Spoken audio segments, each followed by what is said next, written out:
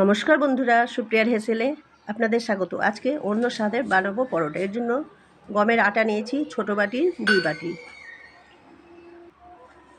লবণ দিব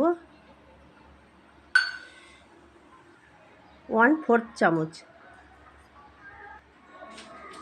চিনি যাবে 1/4 চামচ,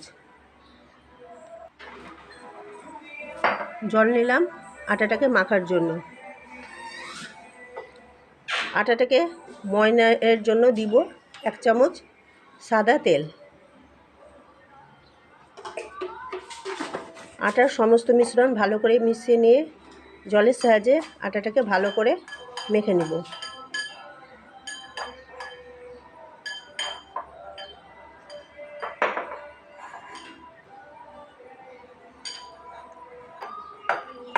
আটাটাকে ভালো করে মেখে নিয়েছি।